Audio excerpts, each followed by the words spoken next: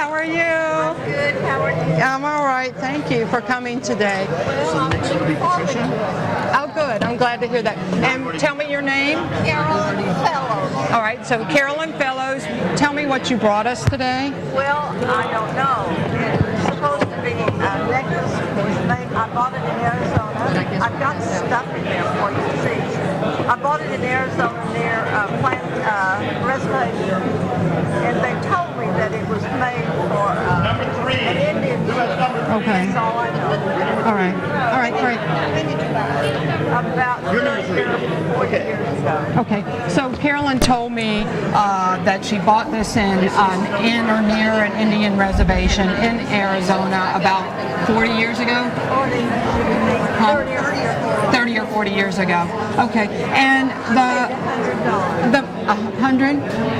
Good. Good. Thank you for sharing that right off the bat. A lot of times people like to keep that back, but I appreciate you doing this. So, you know what this necklace is called? What type of necklace is this called? They make it in silver. They do. This is called a squash blossom necklace, and it's typically we see it in silver. This is a rather heavy one because it's made out of copper, but the beads are very large. A lot of times when we're looking at Native American jewelry items, one of the things that we do is we look at the style of the squash blossoms, the length, the head, the naja, what is the form of the naja, what materials are on it. Of course, on silver, a lot of times they sign it. So I do believe this is probably Navajo, that based on where you bought it. A lot of times, if you study this field, experts in this field will be able to look at the turquoise that's in the object, and there's different mines that the turquoise comes from, and the turquoise is even given names. But I couldn't see in the pictures that you sent me the turquoise, and I didn't bring my turquoise book. I don't know why I didn't think to bring that, so I apologize. But this is more of a taupey color with green, so it's almost not turquoise, right? Because we don't really see any blue. So it's some type of stone that was found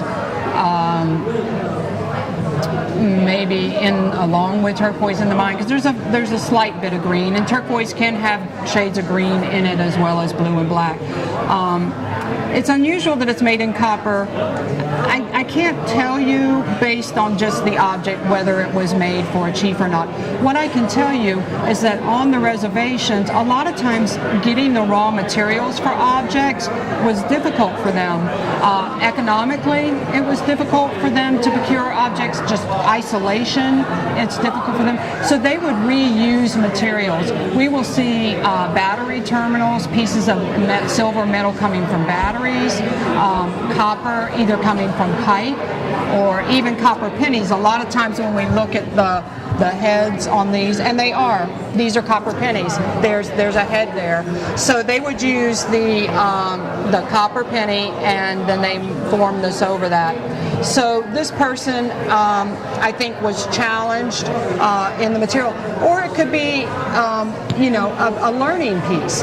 Because if I'm going to learn something, you're going to give me the entry-level model versus the big expensive silver. So it could be that. The blossoms are really, really long.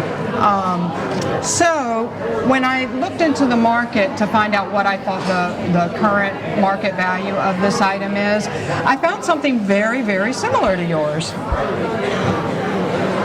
Oh, really? That's not mine. Oh. Isn't that nice? Navajo. Yes. So, Because I haven't known anything about it. That actually has been too heavy to wear. it's very heavy. I can imagine that it's very heavy. Right, and so you can leave it out and show it, but the current value, and this is a auction comparable. And we go to the auction market to determine what the market value is, what somebody would pay for it. So it's $275 plus we factor in buyer's premium, which is usually 20%. So about $325. And this comparable doesn't tell me when it was sold. So that's about where I would put it. You know, in the open market, I would. Oh no, no. So I think you made a good buy, and you know. Oh, I forgot to mention that this is. They think they picked up this crescent moon shape. It's come across through you know, different cultures for fertility. You know, and again, this is about you know, being thankful for the food. The squash blossoms, or squash is very important in their culture. So there's some symbolic nature too that you can. Don't you believe these are pennies also? You know, I didn't look. That's a good point. Let me look real quick because we got to move along. But I'll take a quick look. You're so good. You have good eyes. That's wonderful. And these are pennies as well. Yeah. So the reason they're not as large as a penny in diameter is because they've been domed up, right? And then it's been hammered away. So very good. Thank you for pointing that out. And thank you for bringing that in today. Yes, you can. That's for you.